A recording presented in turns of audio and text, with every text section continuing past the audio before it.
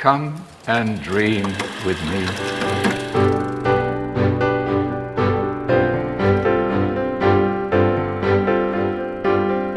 Hello, welcome to What Do You Want to Watch, the Exposure Network's premier media podcast. Every week we get together to talk about movies, TV, and online content. Help answer the question, do you shy away from watching boobs on screen? No. That's what the filmmaker intended. I'm your host, Ashley Obley. Joining me today, Dylan Blight. That's the worst start to this show I think you've ever done. You couldn't even finish what you were saying. Jesus Christ. Oh, man. Can't believe that TikTok is like taking over the internet. It's weird. Did you see? I retweeted someone did a parody of it for Shrek 2. It was Yeah. so good. Good shit. Yeah.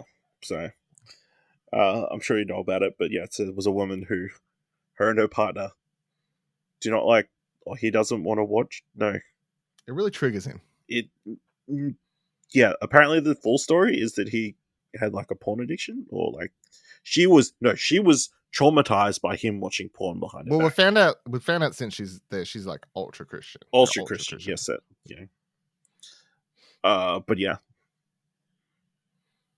The moral of the story is don't watch bombs killing millions of people.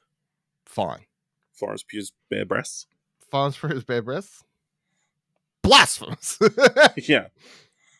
Florence Pugh's bare breasts have done more damage to me.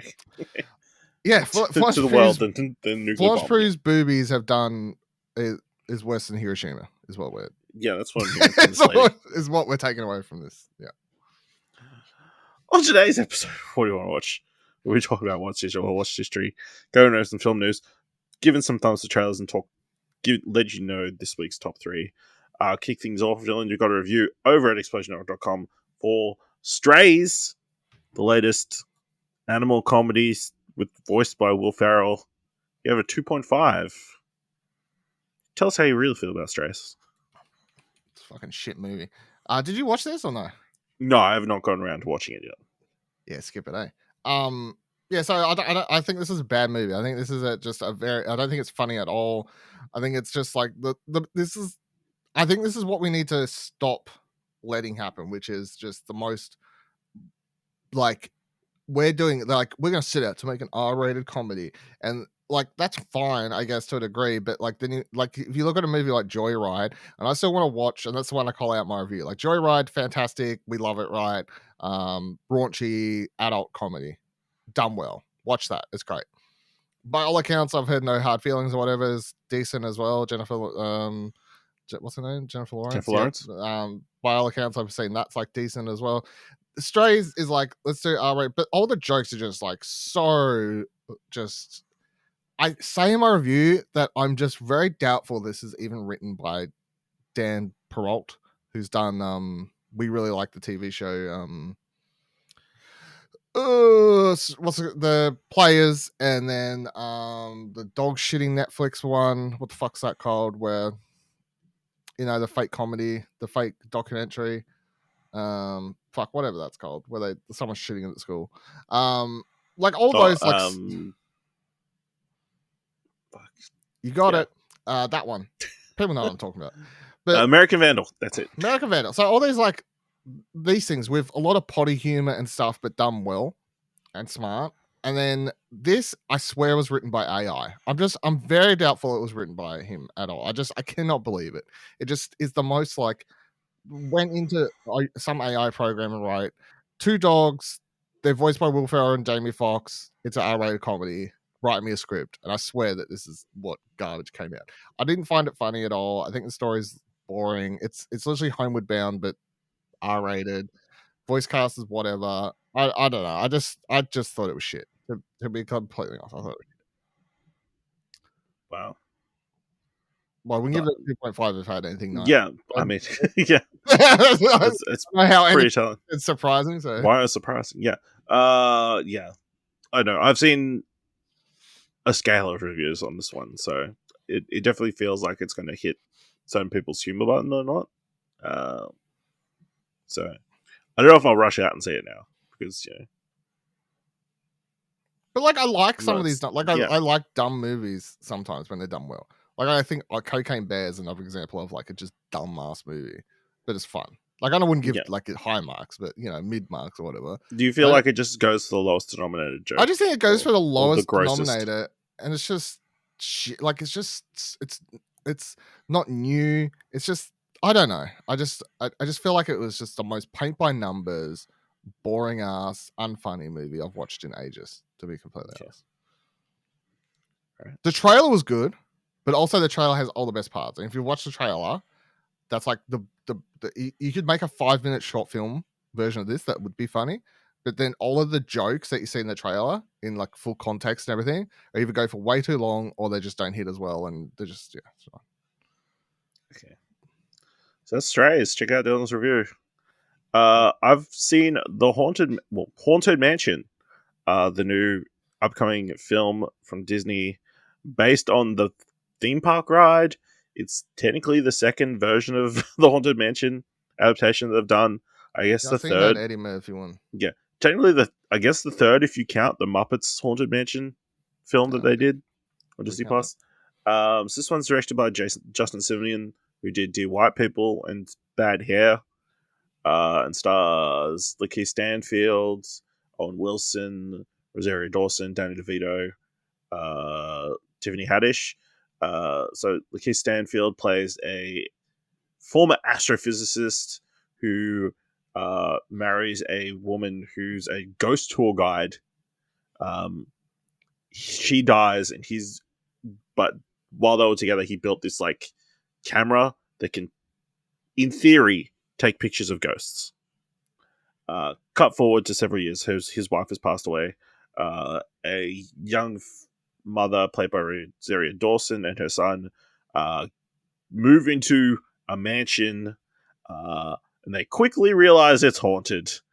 So they enlist the help of a priest, who then enlists the help of Lakeith Stanfield's character, try and calm them, tell that the place is not haunted, or like stop the ghosts.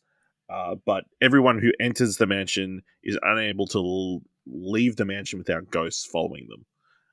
So they all have to kind of band together to figure out why the ghosts are still here, why they stick around, what's wrong with them. They enlist the help of a medium played by Tiffany Haddish, and then also a historian played by Dan DeVito. And they, hijinks ensue, I guess. I thought it was enjoyable. Like, it definitely does not go hard in any particular direction. Like, it's definitely not the funniest movie you'll see. Definitely not the scariest. I'll tell you, it's not the least funny you're gonna see.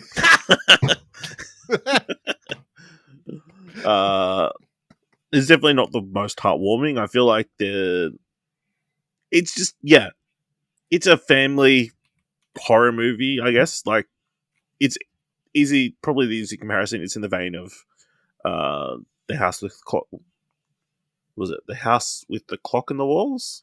Yeah, was the that one, Eli the Roth movie. Eli Roth movie, or Goosebumps, Jack something Black. like that vein of children's horror. So it's definitely one you could take your kids and feel comfortable, like they're not gonna be freaked out or anything.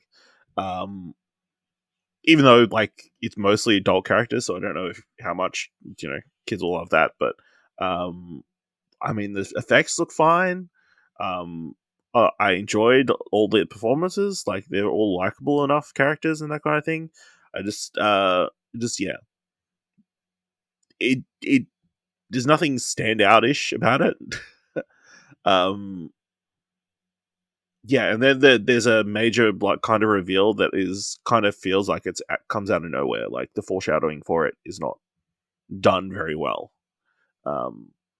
leading up to the climax of the film. So, yeah, it's an enjoyable time at the theater. I suspect people just wait till it comes to Disney Plus. It didn't get great reviews when it debuted in the States, and it didn't do particularly well box office wise.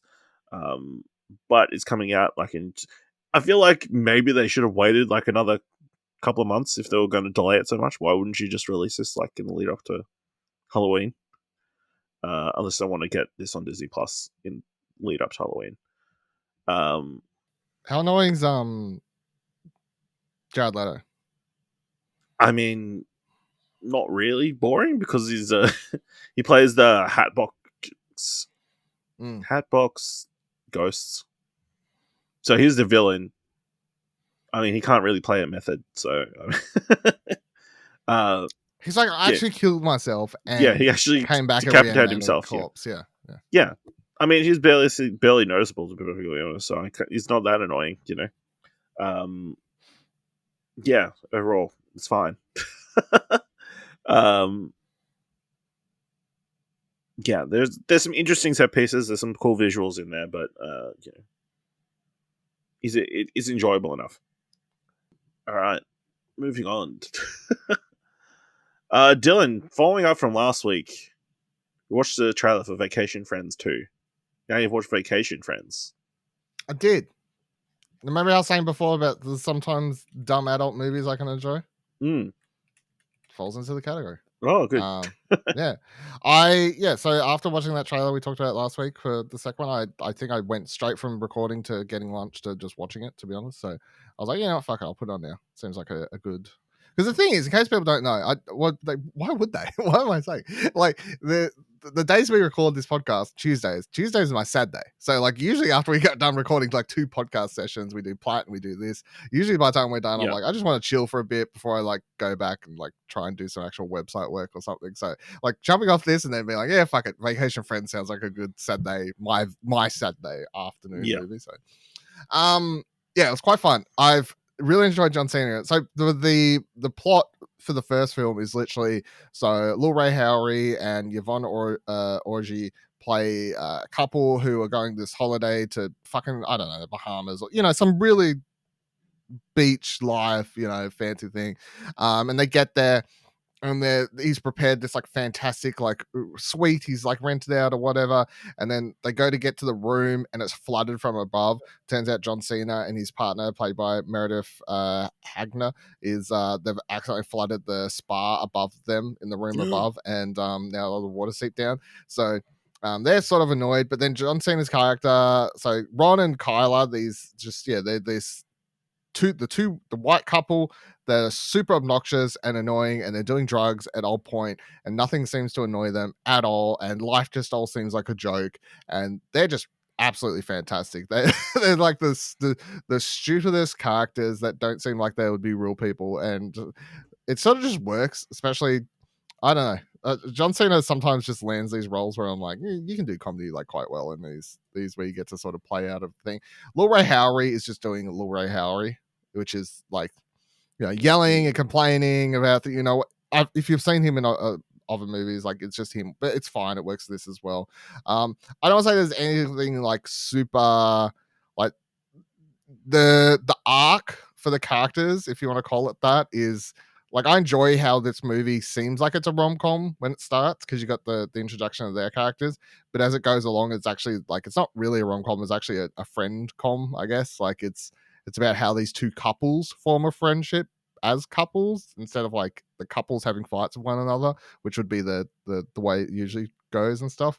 So looking up after, I was surprised, you know, like, I mean, look, I'd probably give it like a 6 to 7. Like, it's enjoyable, it's not great, but I was like, why didn't I hear about this? And then so because of COVID, it got stuck on Hulu. I definitely feel like if this had gone to cinemas, it probably would have done better, because I can imagine watching this with a full cinema, like everyone laughing, would have been a lot of fun and everything like that. And John Cena on a poster would have got bums and seats. So I'm keen for the second one. You also checked out a film called Malum.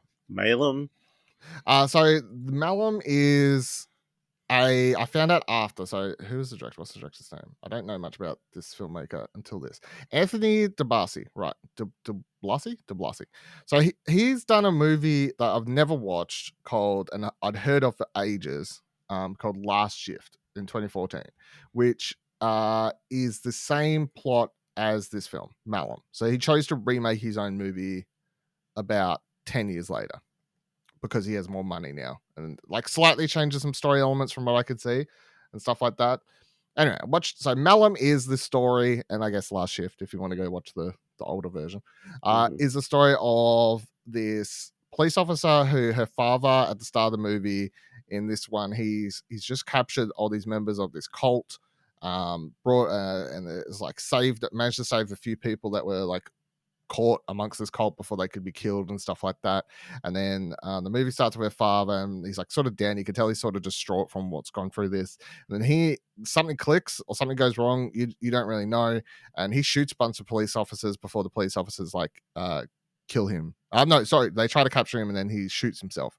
So then cut ahead in time. It's now his daughter, and she asks to work the last shift, hence I guess the title of the other film, at the police station where her dad worked and killed himself, because she wants to, like, I don't know, just work at least one shift where her father was. And even if everything that went down with her dad, she still believes her dad was, obviously a great man up until whatever happened in those last moments of his life, sort of thing.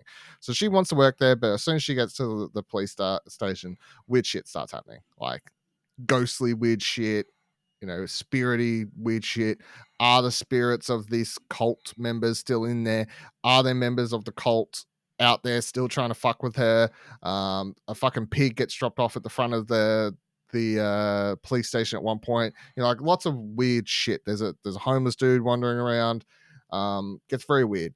I enjoyed it. I thought it was good.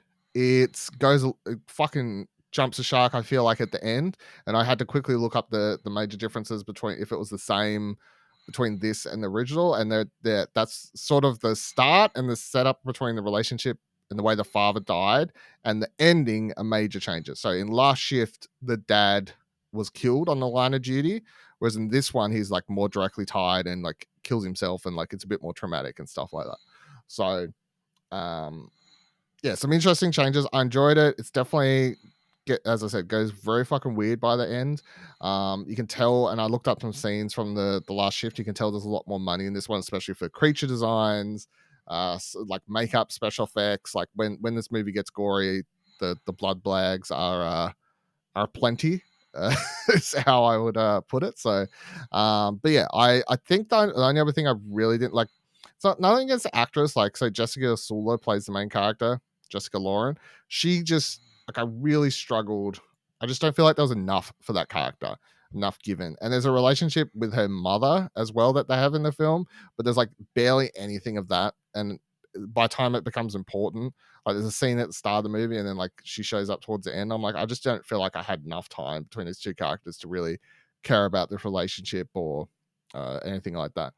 The person I was going to shout out is Clark Wolf's in this. So if anyone used to watch a lot of Collider content, and like she used to host a like horror movie podcast for them, and she still hosts stuff, and she used to host the DC, a lot of DC stuff. So I don't know if anyone watched any of that sort of stuff like I did. She's in this, and she's probably one of the actual standout cast members in it, to be completely honest. She plays one of the like cult members, but she's really, really good. So shout outs.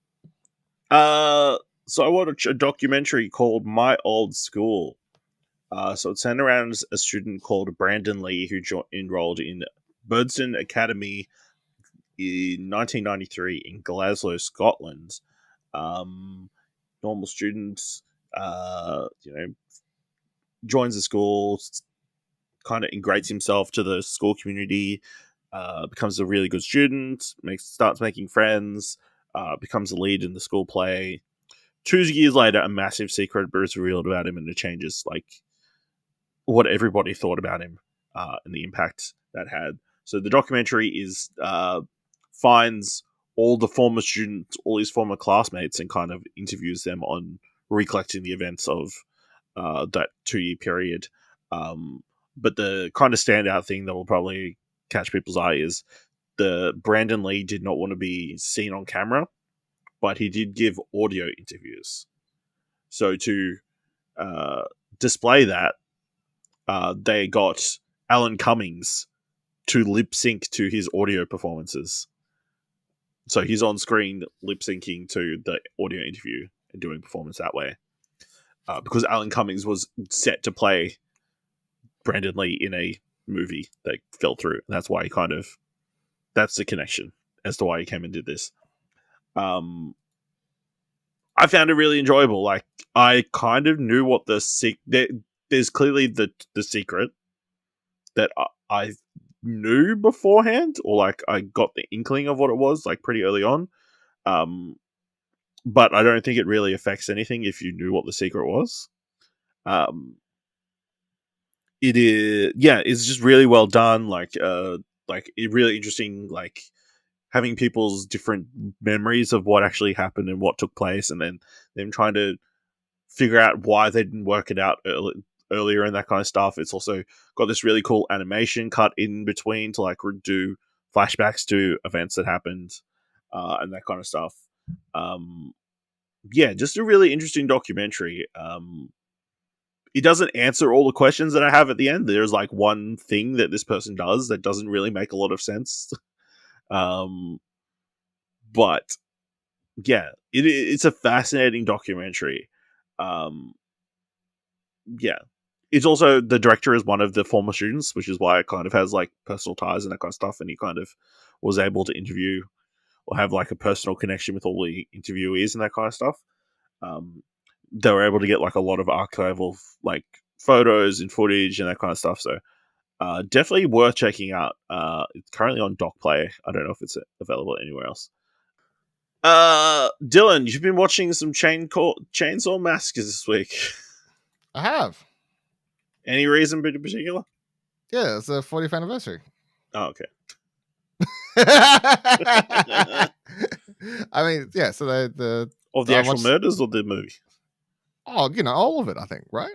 They all happened at the same time. They made the movies the exact same time. Yeah, it was coincidence. It happened at the exact same time. That Ed Gein did his killings that didn't actually involve a chainsaw, but they were like, nah, true story. Yeah, so I watched the Texas Chainsaw Massacre, and then I watched the Texas Chainsaw Massacre 2, which was the two films directed by Tobe Hooper for the two. And then after this point, we get off into different directors and stuff like that.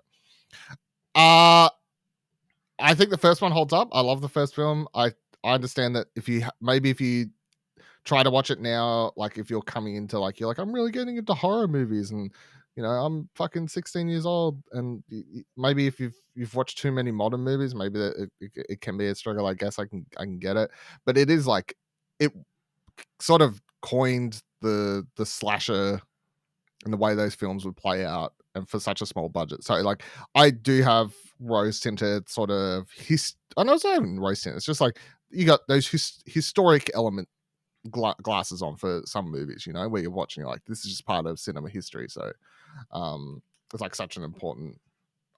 I feel like the first film is like super important to horror history. So second film's absolutely wild. I still can't believe they made it, but so you wouldn't know this because you don't know anything about, you don't fucking care about horror movies, but no. So they make the first Texas Chainsaw Massacre. So Tobe Hooper and Kim Henkel, who wrote the movie, they think they're making a black comedy. Right? They think they're making they set out to make this dark comedy. They think it's funny. They want to make it PG. That's why the movie has no blood in it, right? Or barely any blood. There's no whenever people actually hit chainsaws, it's not actually like you don't see limbs flying off or anything like that. However, what ends up happening because of this, and it's sort of, I guess, a history in filmmaking, is that sometimes less is more. Like because they set out to not show things, the way the tension builds up throughout the movie and everything, suddenly you had people going to watch this movie in the 70s going, this is the fucking scariest movie of all time at the point, even though they set out to not make it the scariest movie of all time, which is sort of funny. So about 10 years later, I think, or whenever the fuck it is, it's about 10 years later, they make Texas Chainsaw Massacre 2. And this time, instead of being like, I'm going to leave it up to the cinema going audience to work out if this is supposed to be funny or not, they just went absolutely ham on the over the top elements of the characters, the film. Like, so the plot for the second film is you've got Dennis Hopper playing a lieutenant, right? Now he's the uncle of two of the characters that are killed in the first film. And he's like, I need to get revenge on these motherfuckers. I'm going to track them down. Like he catches a whiff of some killings that happened at the start of the movie. And he's like, yeah, this is them. This is that family. I'm going to fucking get them. So he tries to track them down. Now, I'm going to spoil this movie because it's old and who cares. And I just rewatched it and there's some wild things that happen. So instead of like like trying to discover where they're living and like marching in there with his fucking guns and just shooting them, he goes, no. There's a scene where he literally goes to a chainsaw store and like weighs them up, and he buys like 3 or 4 chainsaws.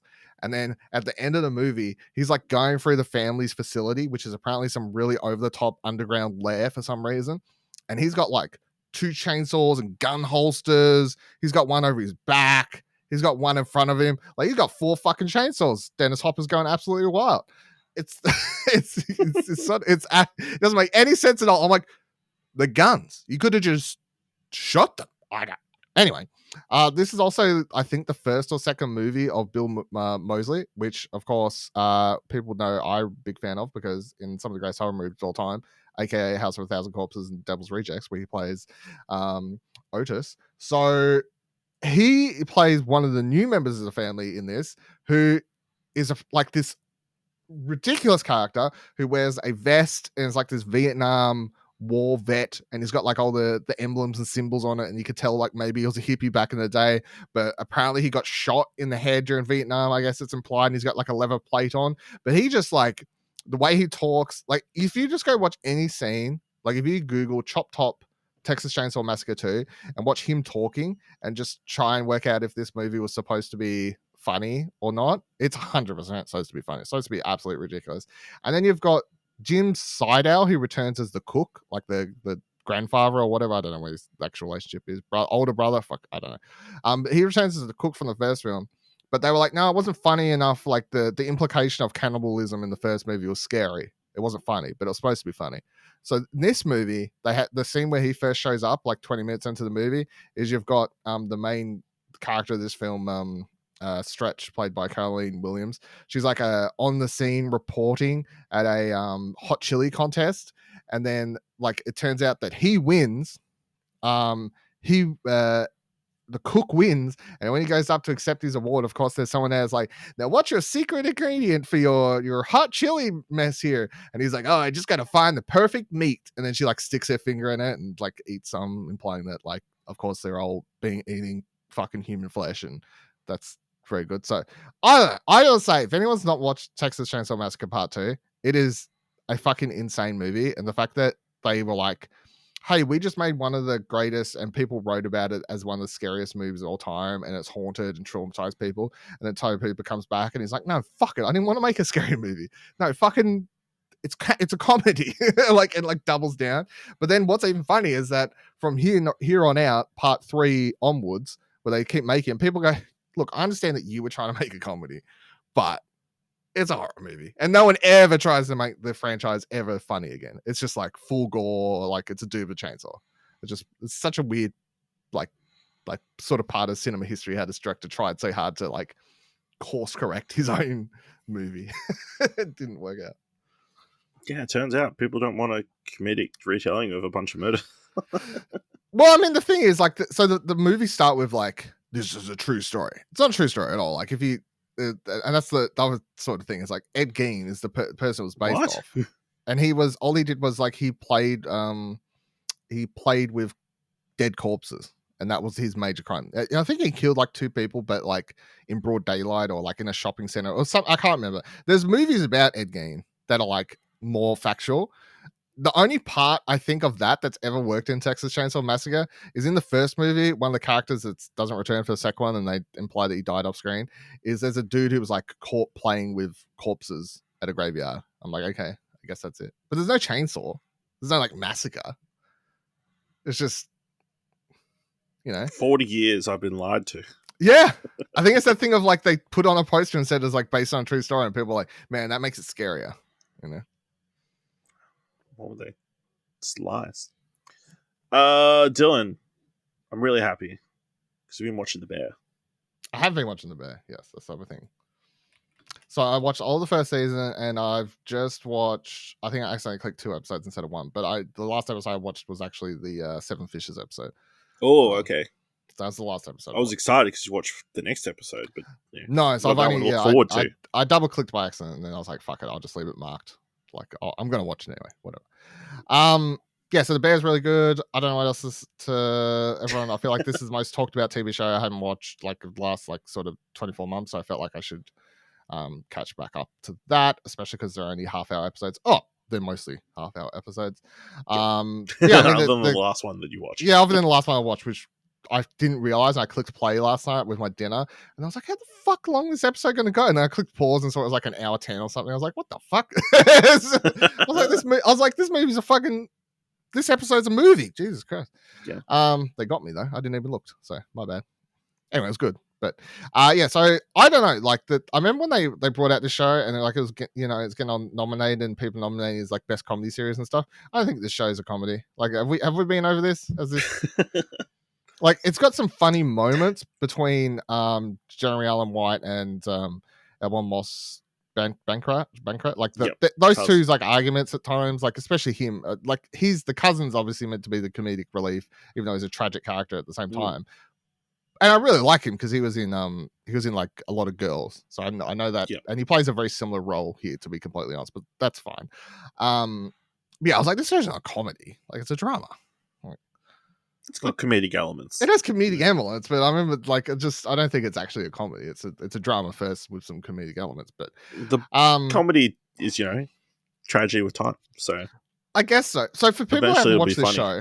Let me, because I can't remember the last time Ash talked about it. So this is one of the most talked about, highly rated TV shows airing at the moment. So I don't know how you wouldn't have heard of it. But anyway, The Bear starts. The first season is literally, you've got this dude, Kami, played by Jeremy Allen White, one of the most talked about actors, I think, at the moment, to be honest. He's got a lot of big movies coming up, so he's only going to get a bigger buzz.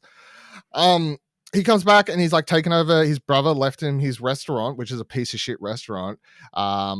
Because he killed himself. So his brother, Hilarious. That's how the show starts. They're like, the brother, he killed himself. Yeah, like, how funny is that? That's great. Look, suicide, how hilarious. And his brother run this piece of shit fucking like sandwich shop, like typical, I guess, Italian, like sort of meat shop, I guess, is they're going for like traditional style sort of thing, in a fucking shit neighborhood and whatever else. Meanwhile, it's a family business. It's a family business, but it's a piece of shit. And then Kami's been off for the overtime. He sort of been off running at one of or the best restaurant in America or the world. I can't remember what exactly it is. Anyway, he's like a world-renowned chef in his own right. Is how it works. And the only character that really cares about this is Sydney, played by Edeberry. Edeberry, who's in everything now. Who's in everything now and is about to blow up also. And she's the only person that really cares about this, and she gets hired in the first episode. And then basically all the other chefs that work there are like, they're all sort of shitty. And then the first season is him sort of getting the restaurant together. And then, not to get into too many spoilers in case people want to watch it, but the second season is like they're putting together they're trying to redo it and like make it into his actual own restaurant the way he wants to run it, and not just following just trying to fix up his brother's piece of shit place. Yeah, it's really, really great. I mean, the last episode I watched is like, I feel like the biggest example of this show not really being a comedy while also being funny at times, which is, it was just this like hour and 10 or however long it was episode with a million like people, like big names showing up as characters. Yep. Yeah, like guest stars showing up. But it's like, if I like watching the argument scene in, and you wouldn't know this because you haven't watched it, but the argument scene in, what's that movie called? Ari Aster's film, fucking with Toni Collette. Hereditary. I felt like watching the family argument scene in Hereditary to a degree, maybe not quite as dark in the following moments, but like the tension building up of that argument and then like exploding is how this hour plays out, with this fucking family dinner happening and then the insanity of how the episode ends. And I'm just like, this show's not really funny. Like everyone in this, I feel like everyone in this family's fucked up in their own sort of way, and they've all got problems, and no one wants to talk about the problems.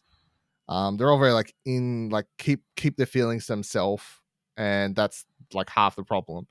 I mean, the only person that is like sort of consistently funny, even in that last episode, Seven Fishes, the funniest scene is when Pete brings in the eighth fish, which was quite funny. That was very funny. Like, just like him bringing it in and then Kami being like, "What's that?" He's like, "Good to see you. What's that?" You don't want to know. He's like, "The fucking fish? The fucking fishes, 7 fishes."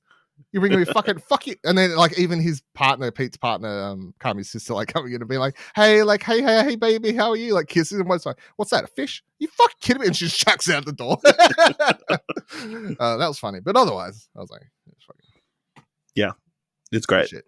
It's good shit. It's good shit. Doesn't need to be funny, but No. it seems weird category wise. Yeah. Yeah.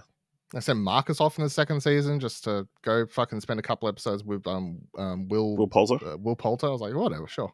The show's I weird. love that as well because you think it's going to be like a really like antagonistic relationship, and it becomes very wholesome. Yeah. Very cool. Yes. Let's move into the mandatory Netflix segment of the show. So I watched The Monkey King, the latest animated film on Netflix, following, the classic Monkey King story, Wukong, the Monkey King. Oh, this is the one I watched the trailer for and I thought it looked shit, right? This is the one? Yes. Yeah, okay. Cool. I thought it's enjoyable enough, I think the animation is actually very solid in motion and like in extended scenes. It's a very simple retelling of like the story of the Monkey King. Pretty much, he wakes up out of the stone as a baby monkey, and then is rejected by all the other monkeys because he's impulsive and mean, and he kind of results in a demon stealing up another baby monkey. So he gets rejected and he's kind of trying to build himself as a hero. He has like imposter syndrome, I guess, or like feels like he needs to prove himself so much, and that kind of escalates over the course of the movie.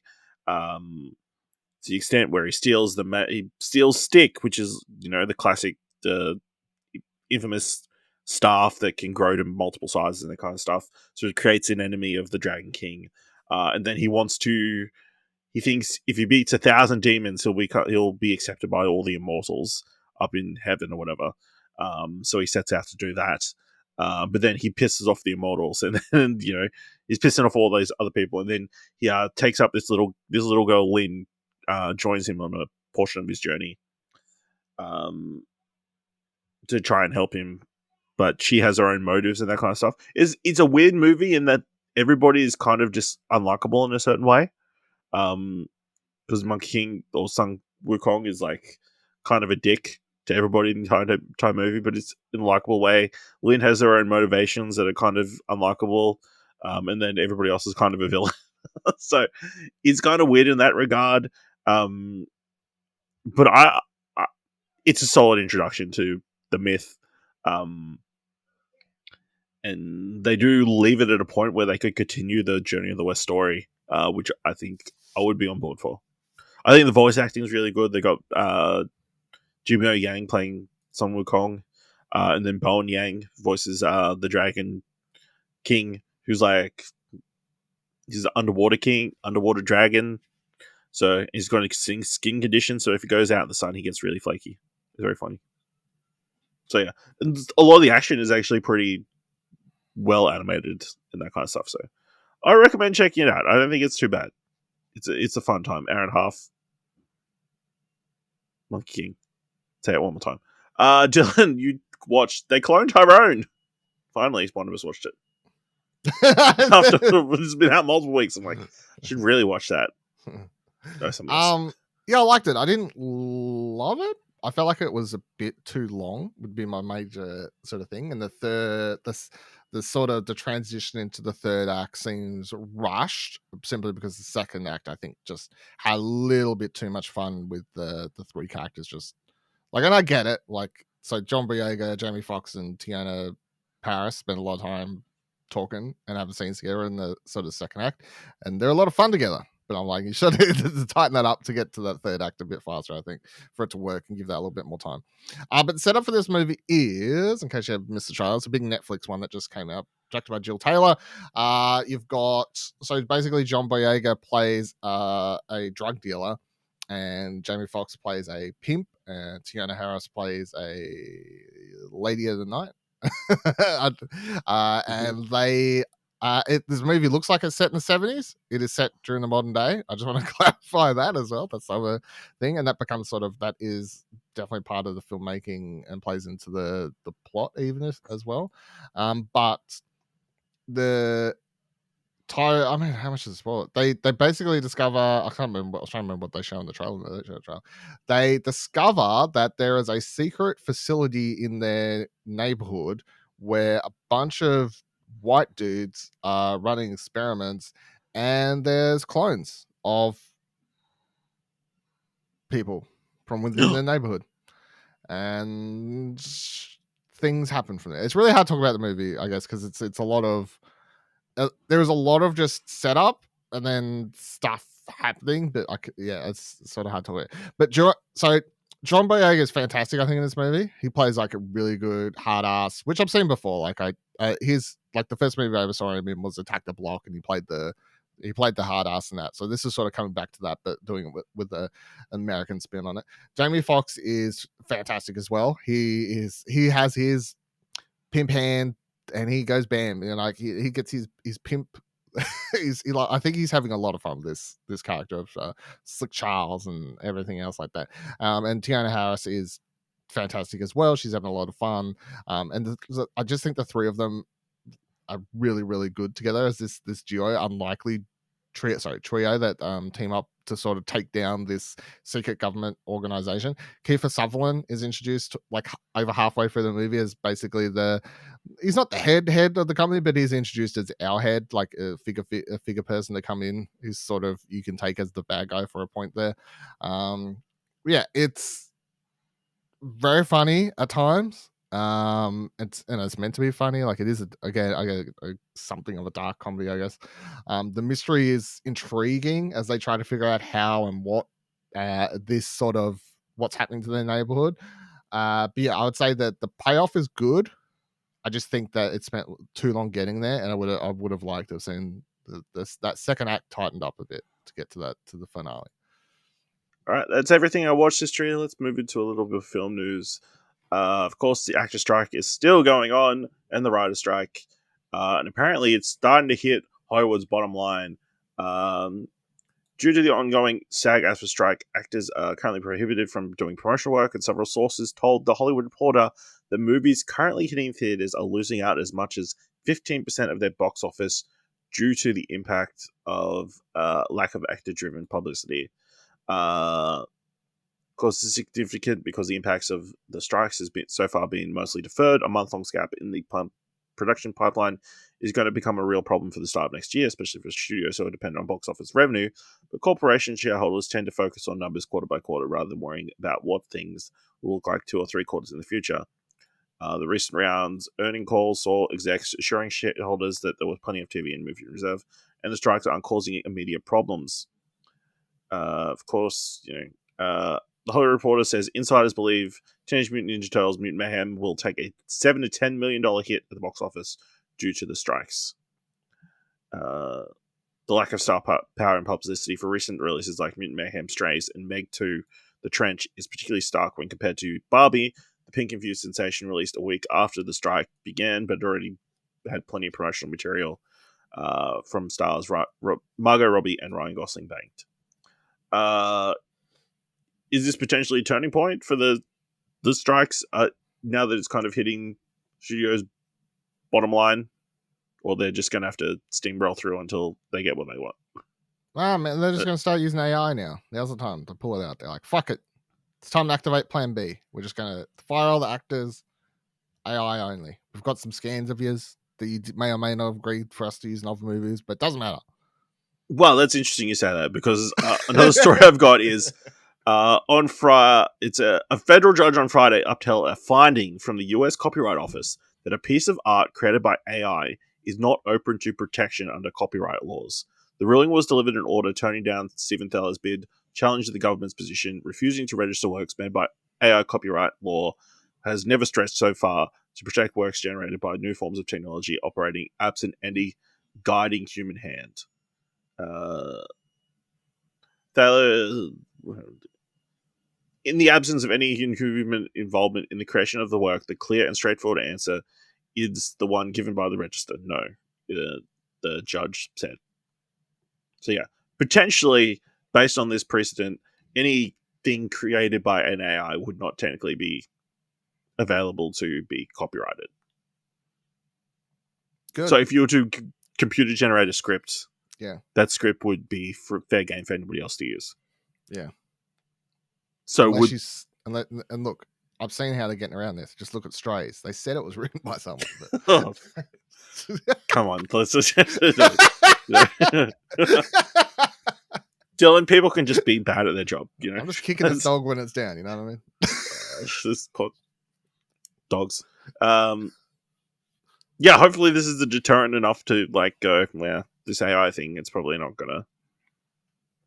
a good direction to go down. If you know, I'm sure there'll be ways they can work around it and that kind of stuff. Like, I really like that wording though, is what I'll say. That wording of guided by the human hand or whatever, like as a descriptor.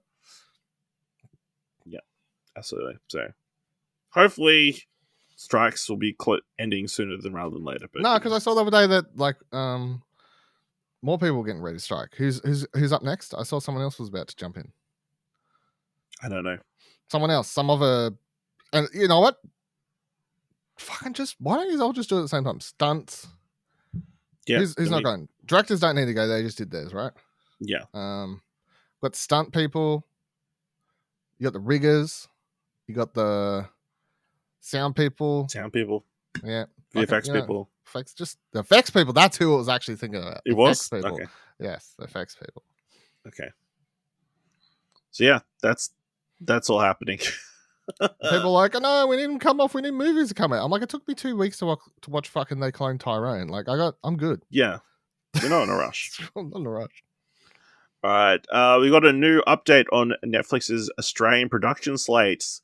Reading from Variety. 3 years into a local production effort in Australia and New Zealand, Netflix has greenlighted 2 new series, 1 feature film, and 1 full-length documentary from Australia. These are in addition to the previously announced renewals of teen series Heartbreak High and Surviving Summer, and the go-ahead for prestige book-to-series adaptation Boy Swallows Universe and the kid animation Eddie's Little Homies. Set in the Australian outback, epic succession tale Desert King revolves around billionaire miners, traditional owners, cowboys, and desert gangsters fighting over the world's biggest cattle station, the size of Wales. It's a hot, dusty, sexy outback western with guns and helicopters. Directed by Greg McLean and created by Tim Lee and Ben Davies, with production by Paul Ranford. How does that sound to you? Would you invest? I was like, I mean, yeah, I pretty much invest in anything Australian, to be honest. Okay. As patriotic I get for Australia is whenever I'm talking about like film and TV and games. I'm getting behind it. I do want to say though, so I saw this pop up this morning, right? I saw the story and I was like, oh, cool. Maybe I should write a new story for that. I got to check my email box. I'm like, where the fuck's the Netflix normal press? Why haven't I got the fucking? I don't want to complain too. Yeah, well, no, because I still get press releases, right? But like this, I'm like, it's the fucking like announcing Australian slate of content. And how come I don't have a press release? Yeah, bullshit. They're also doing the Survivors series, which is an ambitious crime mystery adaptation of the novel of the same name by Australian writer Jane Harper, who people would know from The Dry and what's the Force of Nature, The Dry 2, the stupidest fucking movie title ever. The book is just called Force of Nature. Fuck off. Set in a Tasmanian seaside town, the narrative explores the impact of unresolved grief when the murder of a woman brings events of 15 years earlier into focus. Again, murder in Tasmania. Yeah, we love murders down here. We love a good murder. Love is in the Air is a movie starring Delta Goodrem as a seaplane pilot.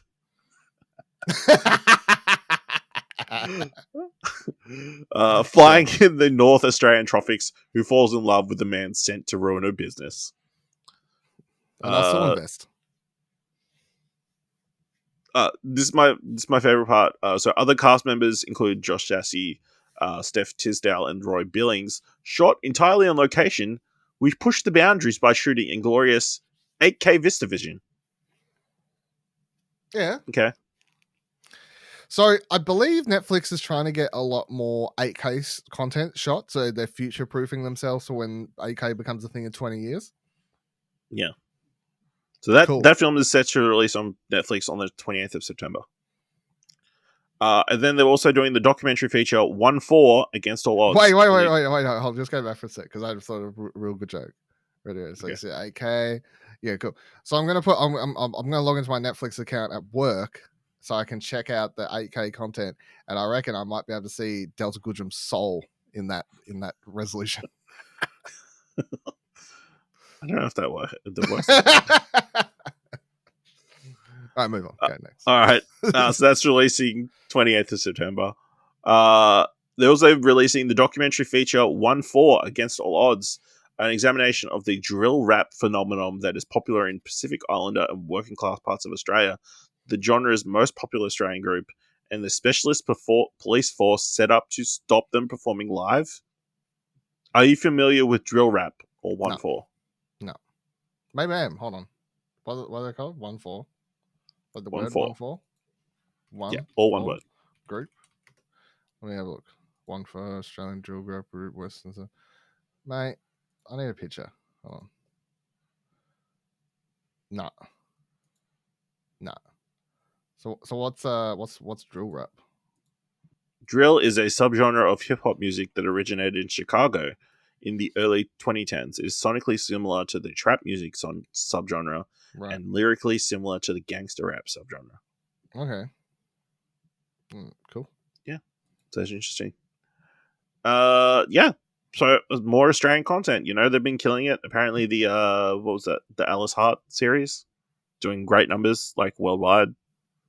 Over on Prime Video. So I'm sure a bunch of people watched the Matildas documentary in the last 4 weeks, so they can become armchair experts about these players. So yeah, let's get more Australian content on these services. This is an interesting one. More than a month since series creators shared the good news to Warrior Nun fans that the series has officially been saved, a brand new update regarding the action fantasy has finally revealed. A new video shared through WarriorNunSave.com announced that Warrior Nun would be coming back in the form of a movie trilogy. In addition, he also expressed his gratitude towards the fans' relentless support of the show. It doesn't look like the show's coming back through Netflix, but there's no explanation as to exactly how these movies are going to be made. But, you know, congrats to the Warrior Nun fans who have been inundating Netflix social media posts constantly since the show got cancelled. Every time a show gets cancelled, suddenly I'm like, man, this show had a huge fan base, but I never heard about you motherfuckers until the show was cancelled. Yeah, I mean, the Warrior Nun fans, I feel like, have been exponentially more vocal than any other group I've seen. Like, the only other group that I constantly seen in Netflix comments is the Anne with an E. That show. There's a bunch of fans of that one that constantly want to come back. But yeah, I don't know how they're going to pull this off. Like, is it feature films or like TV movies? Are they going to partner with somebody else? Very weird. But you know, good for them. I don't. Again, a weird precedent to set. Like, do we really want fans like dictating, hardcore fans dictating what content we get? I don't know. There's a reason it probably got cancelled, like numbers wise. But you know, this is a Morbius situation. Are they being fooled into making something that nobody really actually wants? I'm sure it's fine. So it was announced this week: The Mandalorian, WandaVision, and Loki will arrive on Blu-ray and 4K UHD later this year, marking the first Disney Plus original series to get a physical release. The first season of Loki will be available on the 26th of September, WandaVision on 28th of November, and the first 2 seasons of The Mandalorian on December 12th. The physical releases will come with both a collector's edition 4K UHD and Blu-ray disc, encased in a luxe steelbox packaging with collectible concept art cards and brand new box art designed by artist Attila Zarsika. The physical editions will also feature never-before-seen special features.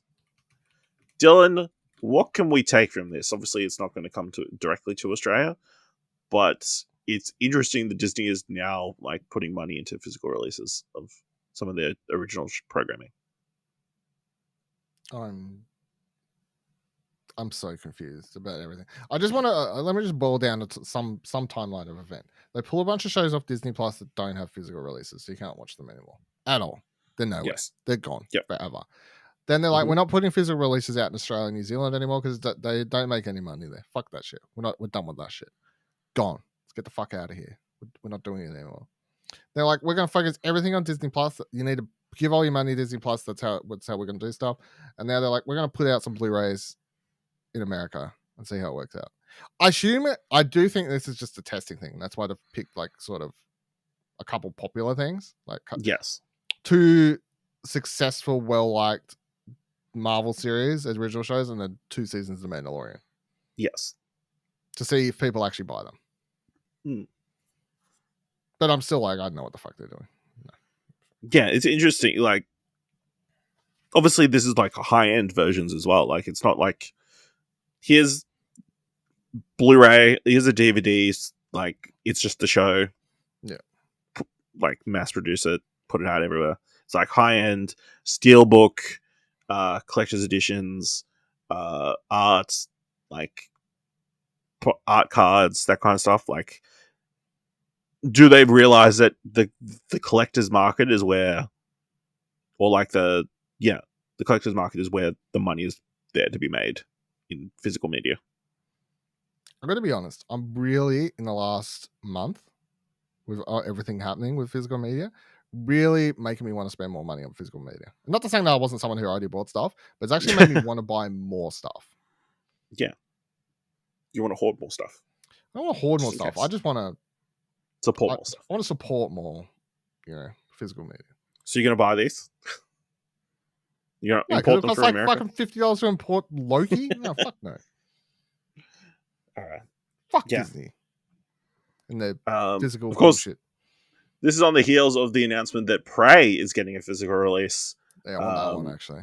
4K. Which which that movie looked coincident- like ass on the streaming service. I just want to say it looks so much better on disc. Yeah, which coincidentally leads into this week's top 3. Definitely in the top 3. This week's top 3 movies we would like to see get a physical release. So a lot of streaming movies that have never come to physical media we would like to see on our shelves. Dylan, what's your number 3? I don't want to say it straight away. This is a very hard one for you. This for was me. surprisingly difficult. Oh, was it? Okay. Yeah, because I was like, like this- a lot of the ones that did release to streaming actually did get Blu-ray releases. Like Did they? something like a Palm Springs that I thought only came to Blu-ray. But did it come out in Rather- Australia? Because I would let you have it if it didn't come out in Australia. What I did is I searched the film and checked like Amazon. Yeah, but you could be coming up on America because I've never seen Palm Strings in JB Hi-Fi personally. That's fair. So I don't know. I'd say if it's not out in Australia, that I'd still say that surely you can pick it. All right. So number 3 for me is Midnight Mass. So this is, and I mean, look, to be honest, I could have nearly just done. I like how you're breaking the rules straight away. Why? Isn't Midnight Mass a show? Yeah, it's a That's- miniseries. Second word in the top 3. Oh, Stream movies. oh, you're That's right. fine. That's Just right. keep going. Just keep going. It doesn't matter. It's No. all grouped together now. But I can swivel and save it. No. I would prefer Gerald's Game. Okay. I saved it. It's fine. Save It's the fine. segment. It's I all saved the segment. It's fine. I would love to see Gerald's Game or even Hush. That's another one, actually. Even that counts. There you go. Look, I got 3, all from the same person. So my number 3 pick is Mike Flanagan. And his catalog, yeah, his catalog of stuff that's on streaming services. Not that anywhere. he's been fighting to get physical media of. Yes, and I'm fully behind him getting those releases because I would like to buy them all. I mean, Okay, my long story short is I just like Mike Flanagan stuff and would like to own it. that's fair. Yeah, that's fair. My number 3, Hamilton, Disney Plus, released movie of the musical. I think a Blu-ray or collector's edition version of that would be fantastic. You include like the sing-along version as well. I'm sure there's like a bunch of special features, or you could like, get them to some documentaries and behind-the-scenes features that would be really cool to have, or like a retrospective on the show. I think that would be a really cool thing to own. And obviously, like, it would sell a lot of copies, even though it's rarely available. Like, Hamilton fans are like rabid; they'll buy anything. Dylan, what's your number 2? Glass Onion. Dylan, my number 2 is Glass Onion. Nice. Just let us put them on the shelf next to each other. Yeah, I already own the first film. Why can I not own the second film? That's my pretty easy. I got no big demands, no big ass of crazy collector's editions with actual glasses, onions. I just want to own it. I just want a 4K release to sit next to my 4K release of the first film. How fucking hard's that? Yeah, I know. I'll tell you what, though. Researching this, like doing the searches, bunch of people selling bootleg online. See, this wasn't hard Lots for of me eBays. because this is something that I care about and have like A list. I have a background list. I mean, I could do another list of movies I really wish had got Blu-ray or 4K releases in Australia instead of just being released on DVD. That could be another quick fucking top 3 to get me fired up. Fucking hell. If I haven't got any ideas, I'll shoot that one. Add it to the add it to the list. I mean, one of them I've ordered in this week, right? So, quick side story. I JB last week. See, they had buy 3 get 1 free or whatever. Picked up a couple Blu-rays and stuff. Picked up Pearl. I was like, what the fuck? Why haven't I got X yet? I was like, why the fuck don't I own X yet? So I go looking. No X on the shelf here. Look for X on the JB Hi-Fi website. Not just the DVD. Google it. Why is did X get released in Blu-ray or 4K or anything in Australia? Nope, only DVD. So they only released DVD of the first film. Second one comes out, Pearl. They released it Blu-ray for some reason. I'm so fucking confused. Anyway, I've ordered X internationally. It's on its way. All right. Dylan, what's your number 1? What was my number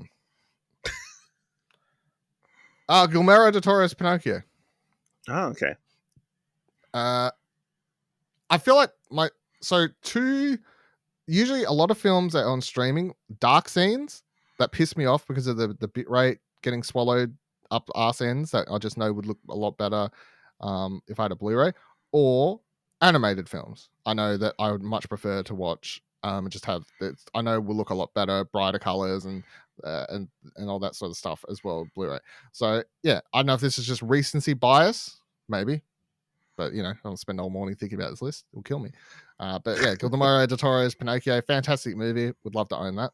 Would love a steelbook for that because I think that you can make a really nice looking steelbook with some concept art or something. Would be cool. Yeah. My number 1, Tick Tick Boom. I think Academy Award nominated film. Fantastic performances across the board. Obviously, based on the life of Jonathan Larson. I think as a collector's edition box set, like you can include like a background on Jonathan Larson, his story. I think that would be a really nice one to have in your collection. I call bullshit on all your answers because I don't think if any of these came out, you'd actually buy them. Well, I would now. Did I get you there, motherfucker? I got you there, didn't I? Let's give some thumbs to trailers. Of course, you can find all the trailers we're about to talk about in the show notes below.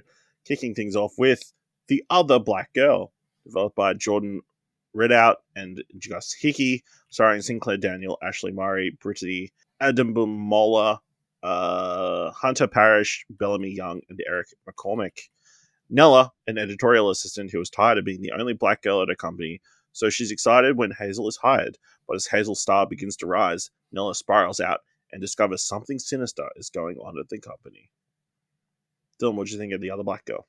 Yeah, double thumbs up. Looks fantastic. Knew nothing about it. Start watching the trailer. I was like, this just looks like a little bit of a wholesome, wholesome but odd story about 2 black girls meeting each other at a workplace full of white people, and then it gets really fucking weird and crazy, and it switches genres halfway through the trailer, and I was like, cool, I'm in. I'm on board.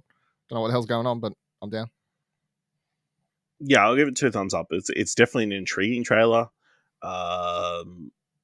obviously building on the hilariousness of black people having to deal with white people, and then slowly becomes a horrific series of events. Like just there are just the reflections and that kind of stuff, and then the wall of like the white old people coming to life, scary. So yeah, apparently based on like a very well loved book. So never heard of it, but never heard of it, but I'm sure people will be excited for this. This is releasing on Disney Plus September 13th. Next trailer is for Uproar, directed by Hamish Bennett and Paul Middleditch, starring Julian Dennison, Rhys Darby, James Ralston, Minnie Driver, and Ariana James. A 17-year-old student is forced to get off the fence that he was actively sat on all his life to stand up for himself, his family, and his future in this heartwarming story of identity. Dylan, what do you think of this little New Zealand film? Double thumbs up. Fucking looks fantastic. Looks really, really good. This is the type of movie I watch and I go, I wish I could watch that now. Everyone looks great. Telling this interesting story about sort of So there was a movie about discovering yourself. Obviously, this kid struggling, and then also discovering not only himself but his heritage. I guess he's becoming more one with his actual his married family or whatever. Yeah, I'll give it 2 thumbs up as well. I'm very interested to check it out.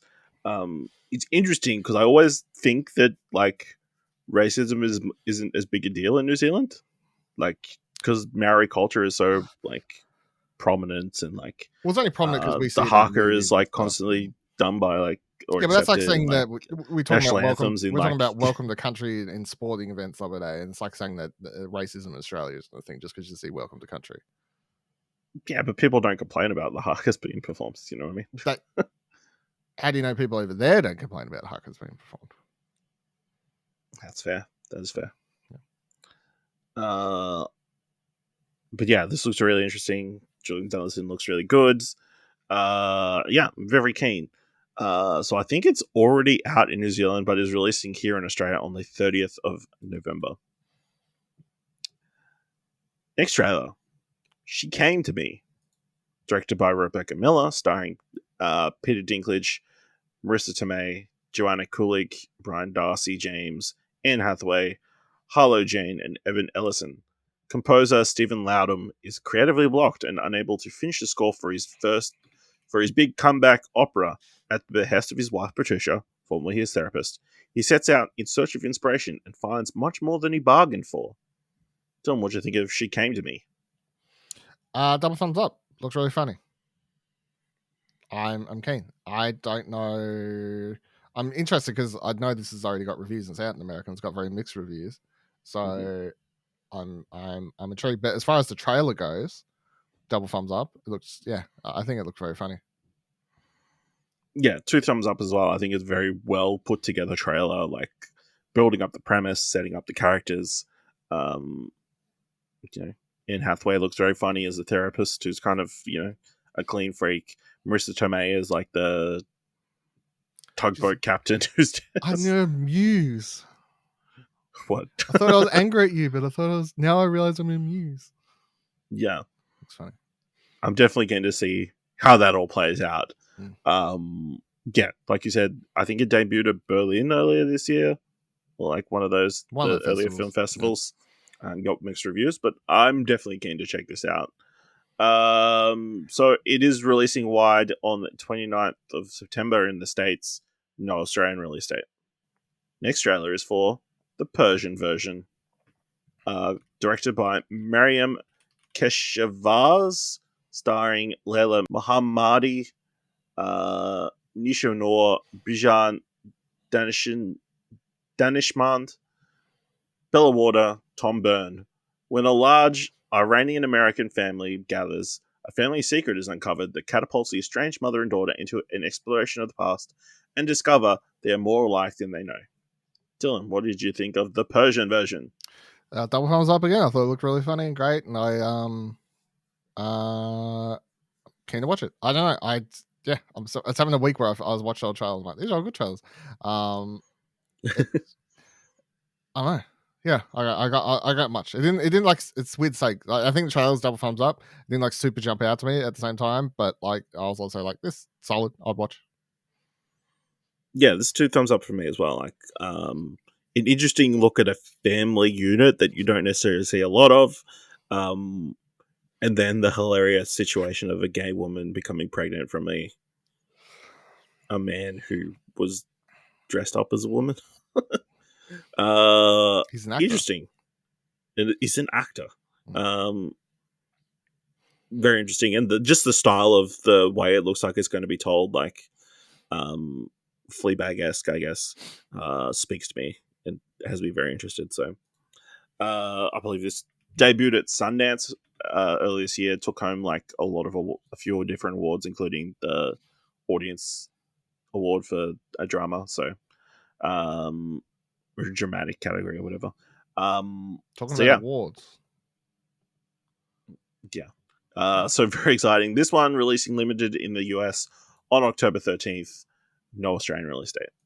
Final trailer for this week. Anatomy of a Fall. Directed by Justine Triet.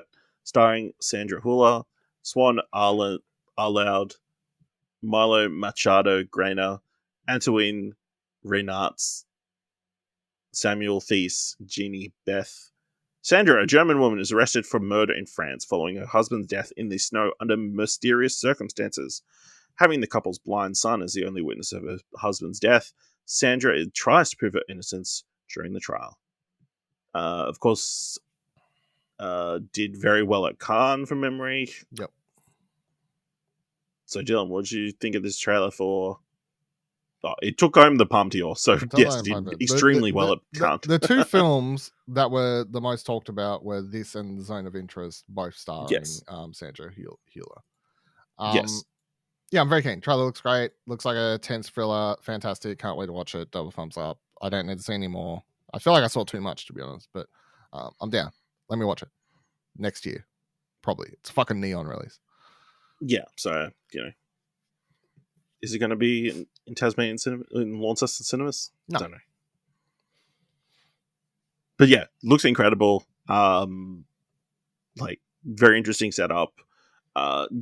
Based on the basic premise, I didn't understand how it would be interesting, but like obviously the way this trailer is cut together makes it riveting content. Yeah, I'm definitely excited to see the resolution of what actually happened.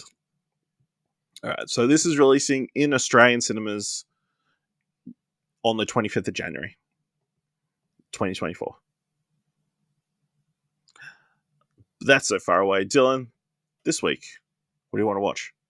Ahsoka tomorrow, TV show, is going to take number 1 priority and pick this week, I reckon. And then Vacation Friends too. Yeah, definitely Ahsoka has got my attention. And then I'm definitely excited to go check out Sound of Freedom in cinemas. Would you believe my fucking cinema is playing Sound of Freedom? I've got I believe both cinemas. Both my cinemas are playing Sound of Freedom, and none of them are playing Talk to Me. I'm fucking fuming over here. Fucking fuming. Yeah. I'm actually excited to check out Rose Gold, which is the documentary following the Australian Boomers, the basketball team, winning the bronze medal over in the Tokyo Olympics. Perfect timing. The FIBA World Cup's about to start. So they're all back together. Yeah, that's one I'll be checking out this week. All right, let us know what you want to watch this week by going to explosion.com/Twitter or jump into our Discord at explosion.com/Discord. If you want to help us out here at What Do You Want to Watch, leave us a review on Apple Podcasts or on Podchaser. Leave us 5 stars anywhere, leave 5 stars, or just tell people about the show. And if you've enjoyed this episode, thought it was worth $1, head over to our Ko-fi page at explosion.com/supports. That reminds me, the other thing I might want to watch this week, Past Lives is having advanced screenings this weekend. So, I'm discussing this. Check out near you. No, I'm discussing this already with someone. Oh, we're trying to work out plans, so just stay tuned. Okay. Yeah. Until next time, keep watching stuff, I guess.